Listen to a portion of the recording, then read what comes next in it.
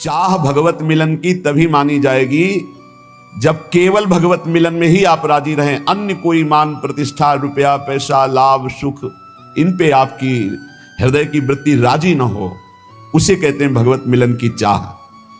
जब चाह हृदय में भगवत मिलन की होती है तो उनके बिना जीना कठिन हो जाता है। सच्ची चाह का स्वरूप होता है अनिवार्य, अत्यंत आवश्यक, उसकी पूर्ति होनी ही चाहिए, नहीं मैं जी नहीं सकता। ये भगवत प्राप्ति की चाह देखो किसके हृदय में है। भारी प्रपंच छाया हुआ है चित्त में। जो कंचन कामनी विजयी हैं वो भी कीर्ति में लड़खड़ा के गिर जाते हैं, मान प्रतिष्ठा में गिर जाते हैं। हमारा नाम रोशन हो जाए, हमारा नाम का कीर्ति हो जाए, प्रकाश हो जाए, बहुत बड़ी हानि। इस स्वाप्निक जगत में अपनी यश कीर्ति चाहना मानो भगवान की चाह को मिटाने का पूरा रास्ता जो तय करके आए, उससे आपके जीवन में चाह प्रकट हुई, आपने नष्ट कर दिया। मान, कीर्ति, प्रतिष्ठा, कोई भी चाह ना रह जाए। अनिवार्य अब जीवन का एक ही विषय है कि भर नेत्र प्रभु को देख लूं। उस एक परमात्मा के सिवा, प्रभु के सिवा, प्रियालाल के सिवा कहीं कोई वस्तु, व्यक्ति, स्थान में हमारा मन राजी ना हो तो माना जाएगा कि भगवत प्राप्ति की चाह उत्पन्न हुई है। पहले हमको अन्य चाहें नष्ट करनी होंगी। जब प्रेमी अपने प्रीतम इष्ट देव के बिना जीना मुश्किल हो रहा है, अब नहीं जी सकता, प्राण निकल जाएंगे यदि नहीं मिलेंगे, तो इष्ट देव को विवश होकर अव्यक्त से व्यक्त होना पड़ता है। वो हैं यही, पर वो विवश तब होंगे जब जीना मुश्किल हो जाएगा। मदन टेर में एक संत रहते थे जो बाह्य नेत्रों से रहित थे, जिसे नेत्रहीन कहा जाता है, लेकिन वो वास्तविक अंधे नहीं थे।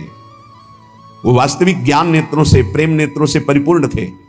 20 वर्ष हो गए थे प्रियालाल की आराधना करते, वृद्धावस्था हो गई थी। अब उनको एक एक मिनट भारी पड़ने लगा कि प्राण निकलने का समय आ रहा है और प्रियालाल का साक्षात्कार नहीं हुआ। मैं तो दोनों तरफ से गया, बाहरी नेत्र है नहीं, अंदर के नेत्रों में झलक नहीं रहे, तो जीवन व्यर्थ, चिल्ला चिल्ला कर रोना आया। जब हम प्रभु के प्रीतम के मिलन की चाह से युक्त हो जाते हैं तो एक एक क्षण जीना मुश्किल हो जाता है। वो विकल होकर रोने लगे और विकल होकर कहने लगे कि हमें लगता है ये सांवरे सरकार बहुत कठोर हृदय के हैं, इनके संग से हे लाडली जो आप भी कठोर हो गई। वैसे तो आपका स्वभाव है करुणा में, दया में, पर संग दोष आपको अंदर आ गया। ये लाल जो कठोर हृदय कर लिए तो आप इनके संग से आप कठोर हो गई हैं, नहीं तो आप तो दया, करुणा, प्रेम की समुद्र हैं। ऐसे विलाप करके रो रहे थे।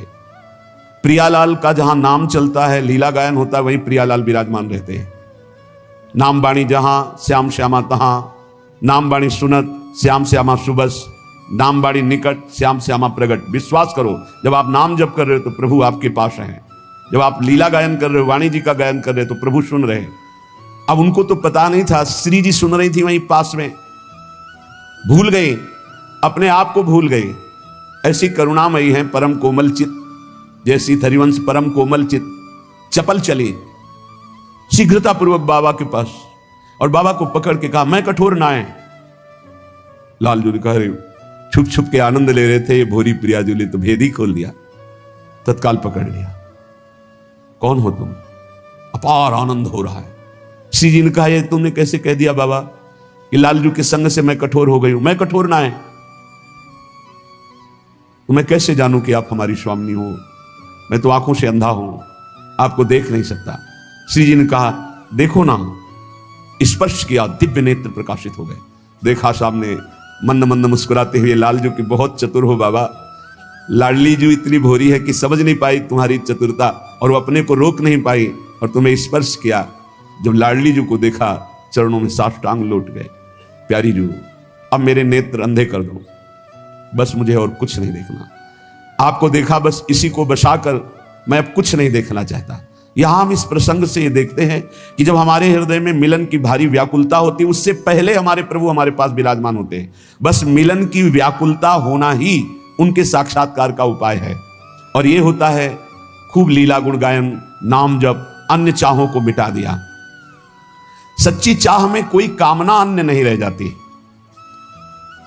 यदि हमें प्रभु से कुछ चाहिए तो अभी प्रभु के दर्शन की चाह नहीं है, प्रभु से कुछ चाहिए, अनुकूलता चाहिए, समस्या हट जाए, विपत्ति हट जाए, शरीर स्वस्थ हो जाए, कुछ भी चाहिए।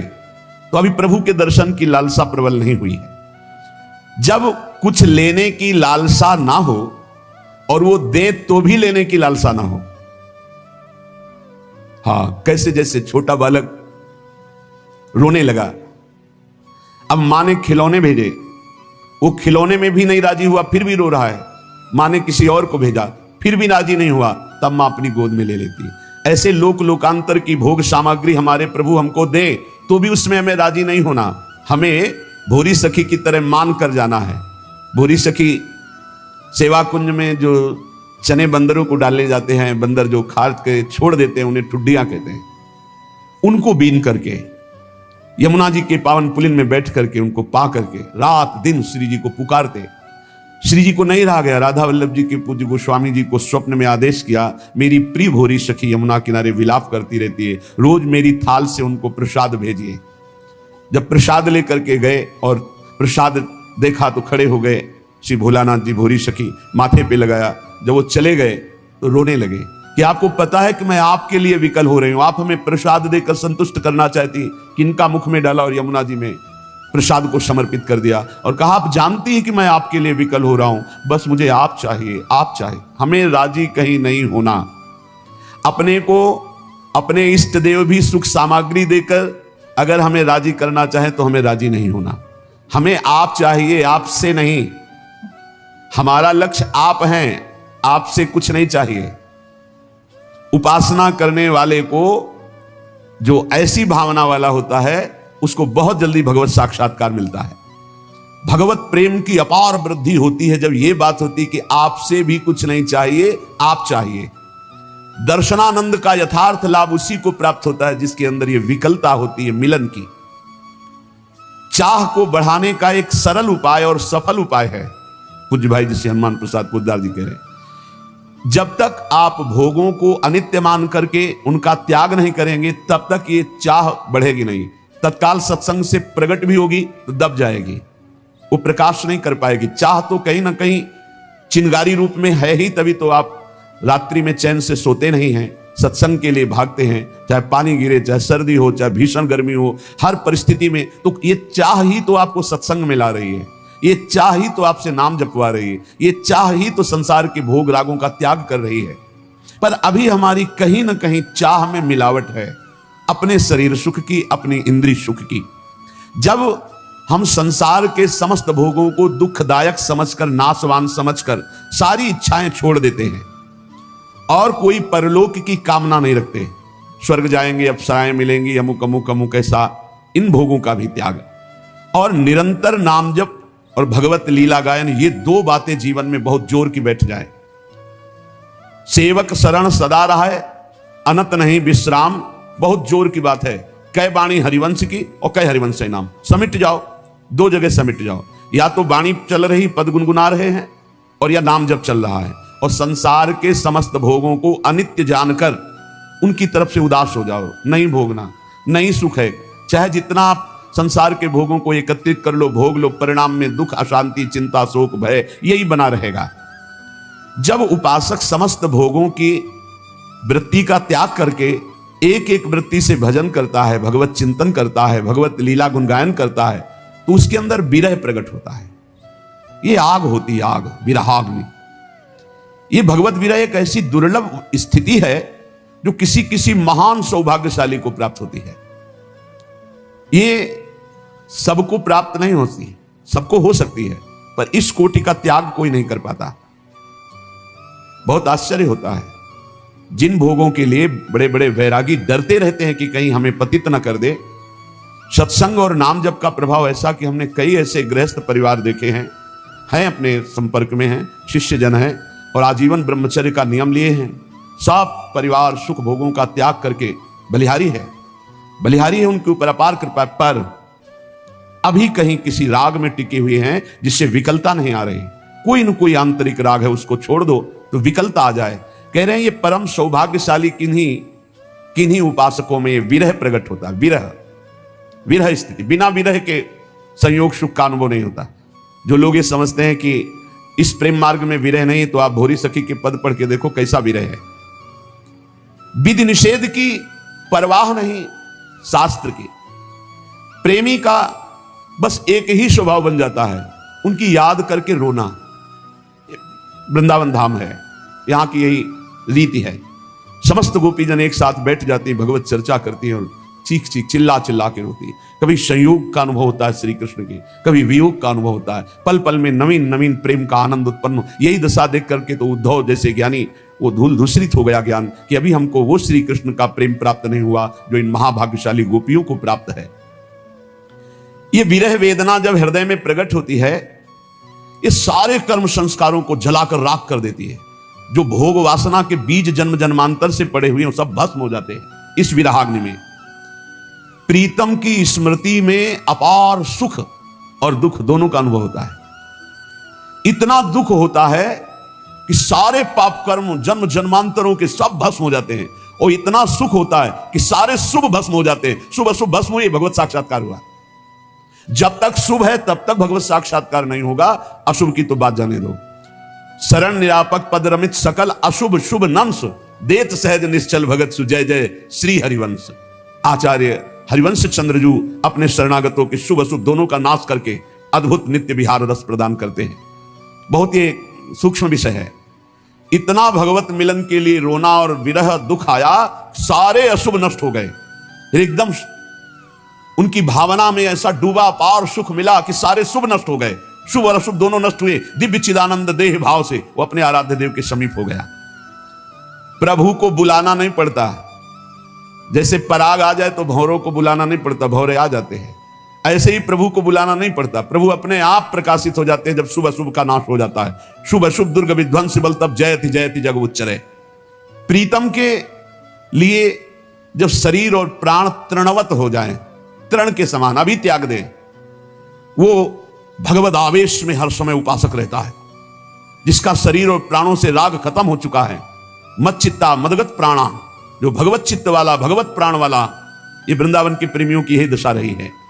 वो अपने शरीर और प्राण को तृणवत त्याग चुके हैं, उनके अंदर विराग जलती है। भगवत धाम, भगवत रूप, भगवत लीला ये स्वयं उसके हृदय में प्रकाशित हो जाती है, जो प्रभु की विराग्नि में जलता है। युगायितम निमेषेण चक्षुषा प्रावृषायितम शून्यायितम जगत सर्वम गोविंद विरहेण में। ये महाप्रभु चैतन्य देव जी का वचन है। गोविंद के विरह में एक निमेष कहते हैं पलक झपकने को, युगों के समान मुझे लग रहा है। युगायितम निमेषेण चक्षुषा प्रावृषायितम शून्यायितम जगत सर्वम गोविंद विरहेण में। एक पलक झपकने के समय में युगों के विरह का अनुभव हो रहा है महाप्रभु गौरांग देव को। ऐसा लग रहा है कितना लंबा समय हो गया हमने अपने प्राण प्यारे प्रभु को नहीं देखा। आंखों से अश्रुधारा बहती, बूंद नहीं अश्रुधारा।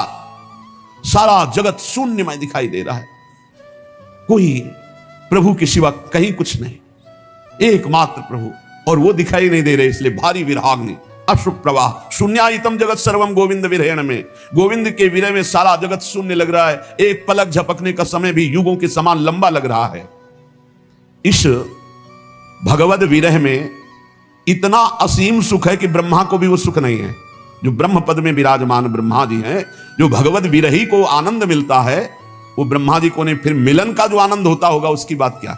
जिस दुख के सुख की समानता ब्रह्मा जी के पद में नहीं है, ब्रह्म परमेष्ठी पद में, फिर उस सुख की समानता कहां की जा सकती है जो अपने प्रीतम को दे। निर्खत नित्य विहार पुलकित तन रोमावली, आनंद नयन सुधार, यह जो कृपा हरिवंश की। त्रपित न मानत नयन कुंज रंध अवलोकितन, यह सुख कहत बने न, यह जो कृपा हरिवंश की। विरही को जो परमात्म सुख प्राप्त होता है वो परमेष्ठी पद ब्रह्मा को भी नहीं प्राप्त है। ये प्रेम शून्य विषयी पुरुष इस बात को कैसे जान सकते हैं। वो अनुमान भी नहीं लगा सकते कि क्या चर्चा कर रहे हैं। विरही जलता है प्रभु के मिलन के लिए, पर उस जलन में महान शांति महान आनंद होता है। जलन में आनंद, महान शांति महान आनंद, एक आनंद की जलन होती है। जैसे ठंडा तो एक सीमा तक ठीक है, लेकिन बर्फ में लिटा दिया जाए तो लगता है ना दुखद। तो आनंद सहने की हमारे हृदय में एक क्षमता है, वो आनंद का सिंधु उमड़ पड़े। तो मीरा जी बोल पड़ी, जो मैं ऐसा जानती प्रीति किए दुख होए। आनंद की अधिकता में बोल रही हैं। तो नगर ढिंढोरा पीटती अजी प्रीत न करियो कोई। आप चलिए फिर इस मार्ग में आगे खुद अनुभव होगा। इस जलन को वो मिटाना नहीं चाहता, वो बढ़ाना चाहता है प्रेमी। मिलन की भारी उत्कंठा और विरह अश्रुओं से कपोल भींगे हुए मिलन की भारी उत्कंठा बलिहारी है ऐसे उस उपासक को जिसकी यह स्थिति है। हा प्राणनाथ, हा प्रीतम, हा युगल सरकार, इस तरह वो एकांत में कराह करके रो रहा है। ओहो कितना स्वादिष्ट है ये कराह शब्द। आर्त भाव से, वो तो जो जीवन में कभी ऐसा कुछ मिनट के लिए अवसर आया वही एक कराह शब्द को जानते हैं। पीड़ा में तो सब कराह रहे हैं, अपने मन के प्रतिकूल परिस्थिति में सब रो रहे हैं, लेकिन प्रभु के लिए कराह, हा किशोरी जो, हा लाडली जो, अब जिया नहीं जा रहा। ये बलिहारी है। ऐसे उपासक से वायु स्पर्श करके अन्य शरीरों को छू जाए तो निष्पाप कर दे, ऐसे महान पवित्र होते हैं।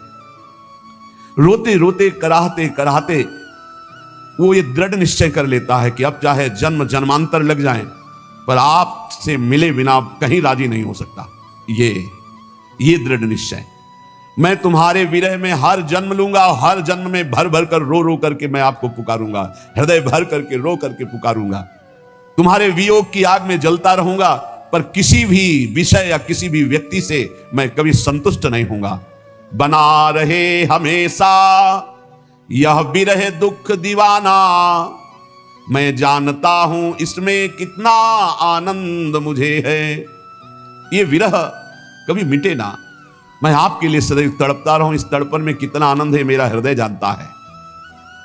भगवत प्रेम का पागल वो विरही अपने प्रीतम के सिवा किसी से कोई परिचय नहीं रखना चाहता, जानता ही नहीं, और परिचय को कोई आ जाए तो पहचानता नहीं। वो अपने को सदा सदा के लिए आराध्य देव को बेच देता है। अब मेरे तो गिरधर गोपाल दूसरो न कोई, दूसरो न कोई। जब ब्याह होकर के मीरा जी का प्रथम रात्रि मिलन का समय लोकवत, उन्होंने राणा जी से यही कहा कि आप स्पष्ट मेरी बात समझ लीजिए, मेरा ब्याह हो चुका है। बचपन में ही मेरा ब्याह गिरधर के साथ हो गया है और यह शरीर गिरधर की अमानत है, आप इसे कभी स्पर्श मत करना। बहुत विवेकी थे, बहुत सौभाग्यशाली थे जिनको मीरा जी के बाह्य प्रगट पति बनने का सौभाग्य मिला। हाथ जोड़कर चरणों में प्रणाम करके खड़े हो गए और कहा, आज मैं ये वचन देता हूं कि एकांत में तुम हमारी गुरु होगी और हम तुम्हारे शिष्य। हमारा गुरु शिष्य का बर्ताव होगा और व्यवहार में आप पत्नी का व्यवहार करेंगी जिससे आपको अनुकूलता परिवार से मिलती रहे। उनका ऐसा ही होगा। एकांत में वो सदैव गुरु की भांति मीरा जी की आराधना करते थे। प्रेमी किसी को अपना मानता नहीं और जो अपने होते उनको पहचानता नहीं। केवल मेरे तो गिरधर गोपाल दूसरो न कोई, जाके सिर मोर मुकुट मेरो पति सोई, मेरे तो गिरधर गोपाल दूसरो न कोई। उनके चरणों में बिक जाता है। देखो कहां बिके हैं अपने लोग, रुपया में राजी, परिवार में राजी, भोगों में राजी, नाना प्रकार के शरीर आराम सुख व्यवस्था में राजी। वियोग की ज्वाला में जलता हुआ उपासक इस निष्ठा को प्राप्त हो जाता है। आश्लिष्य पादरताम पिनष्टुमा मदर्शनान मर्महताम करो तुवा, यथा तथा वा विदधातु लंपटो मत प्राणनाथस्तु सएव ना परः। वो चाहे मुझे अपने निज जान करके गले लगा ले या वो मुझे पैरों से मारकर चरण मारकर ठुकरा दे, तो चल मेरे योग्य नहीं। आश्लिष्य वा पादरताम पिनष्टुमा, ये मेरी विरहाग्नि में जलने वाली निज जन है ऐसा जानकर गले लगा ले या चरण मार के ठुकरा दे, तू मेरे योग्य नहीं। पादरताम पिनष्टुमा मदर्शनान मर्महताम करो तुआ, कभी मुझे दर्शन न दे। उनकी विरहाग्नि से मेरे मर्म स्थान जलते रहे, परंतु यथा तथा वा विदधातु लंपटो मत प्राणनाथस्तु सएव ना परा। पर मेरे प्राणनाथ आप ही रहोगे, दूसरा नहीं। चाहे मुझे लात मार के ठुकरा दो या अपना जानकर गले लगा लो, या कभी दर्शन न दो, मेरे मर्म स्थानों को विराग्नि जलाती रहे, पर मैं आपको ही अपना प्राणनाथ मानूंगा। माना है, मानते रहेंगे, आप जैसा चाहो वैसा व्यवहार करो। ऐसी निष्ठा आ जाती है उपासक के हृदय में। आपको यदि कभी भी ऐसा स्वाद मिला है तो आपका हृदय बहुत पवित्र हो रहा है। क्या स्वाद? एकांत में बैठकर प्रभु की याद में रोना आया है। एकांत में। सभा में तो कभी कभी सात्विक भाव सभा में प्रकट होते हैं तो 2-4 बूंद अश्रु निकल जाते हैं, लेकिन इनका कोई खास महत्व नहीं। महत्व है एकांत में आपको कोई देख नहीं रहा और फिर आप अपने प्रभु की याद में रो रहे हैं, वास्तविक हृदय से रो रहे, कोई देख नहीं रहा, पर्दा लगा हुआ, शांत आप एकांत में, वो बहुत महिमाशाली बात है। जब तक ये तल्लीनता नहीं आती, अपने प्राण प्यारे आराध्य देव को छोड़ करके और कुछ सुहाई देता है, कैसे भक्त, कैसे प्रेमी। उत्साह उसके अंदर हो ही नहीं सकता किसी और वस्तु, व्यक्ति, स्थान के सानिध्य की, जिसे भगवत प्रेम की लालसा, भगवत चरणारविंद के आनंद की लालसा है। वो कोई किसी को देखे सुने तब कहीं मन हो, इच्छा उत्पन्न हो, उसका मन तो चला गया प्रीतम के पास, तो क्या देखे, क्या सुने, क्या इच्छा करे। पर जब तक ऐसी स्थिति नहीं है तो उस स्थिति के लाने के लिए अपने प्रभु आराध्य देव का एक क्षण भी विस्मरण न हो, ये नियम बनाओ। भजन का नियम, बहुत बड़ी वस्तु प्राप्त करने के लिए समय दे दिया प्रभु ने। सच्ची कहते हैं, समय दे दिया, इससे बड़ा। पूज्य पंडित गया प्रसाद जी महाराज कहते हैं, ये अगर लाला ने तुम्हें भजन करने का समय दे दिया है तो अब इनसे और कुछ मत मांगना, इनके पास और कुछ नहीं है। भजन करने का समय दे दिया, बहुत बड़ी कृपा होगी, भजन कर लो। एक क्षण भी ऐसा ना जाए जिसमें आपने उनका स्मरण न किया हो। पहले बताया कि चाह, ऐसी चाह जिसमें कोई चाह नहीं, उसी चाह से विराग्नि। फिर बताया विराग्नि प्रकट होती है तल्लीनता में। अब तल्लीनता कैसे आती है? तो बोले प्रीतम का एक पल के लिए भी विस्मरण हो, ये नियम बना लो। क्या जाता है? राधा राधा राधा राधा जपते हुए हर कार्य करो, जो भी क्रियाएं हो रही, भगवान नाम स्मरण, अंतर में वृत्ति फंसी रहनी चाहिए, छूटने न पावे नाम, तद विस्मरणेन परम व्याकुलते। अगर छूट गया तो व्याकुलता होनी चाहिए। भूल बर्दाश्त करते हो इसलिए नाम जब छूट जाता है। तुम्हें भूल में जलन नहीं होती कि कैसे भूल गया प्रभु को, कैसे मैं नाम छोड़ दिया प्रभु का। तुम भूल को बर्दाश्त कर रहे हो, इसलिए नाम जब निरंतर नहीं चल रहा। नहीं, व्याकुलता पैदा हो जाए, अंदर जलन पैदा हो जाए, कैसे छूट गया नाम, तो नाम निरंतर चलने लगेगा। अपने प्रीतम के लिए आधा क्षण भी किसी और को नहीं देना। पूरा जीवन अब नाम कर दिया। तन वांग मनोभिरमलई शुभम तो वासिता। ये शरीर, ये मन, ये वाणी, ये मैं, सब कुछ प्रभु के नाम कर दिया। आप दूसरे की गुंजाइश नहीं। इस चरम सीमा की वृंदावन की प्रेम रस की प्राप्ति के लिए आराध्य देव बाध्य होकर उसके समीप रहते हैं। बाध्य होकर सुमिर पवन सुत पावन नामू, अपने बस करी राखे रामू। इस चौपाई को बहुत ही गहराई से चिंतन करो। अपने बस करी राखे रामू, परम स्वतंत्र भगवान को अधीन कर लिया। किसके बल से? सुमिरन के बल से। सुमिर पवन सुत पावन नामू, अपने बस करी राखे रामू। यदि निरंतर नाम जल चल रहा है, आधे पल के लिए भी प्रभु को नहीं भूल रहे, तो आराध्य देव बाध्य होकर आपके अधीन हो जाएंगे।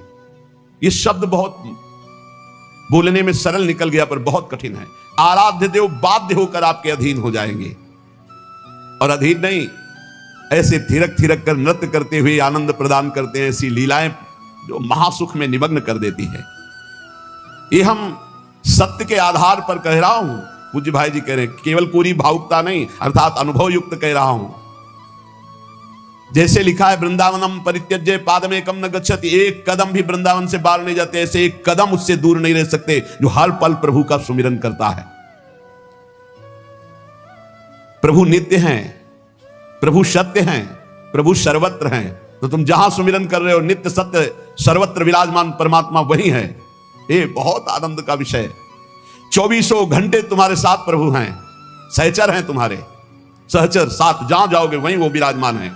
इसका कारण निरंतर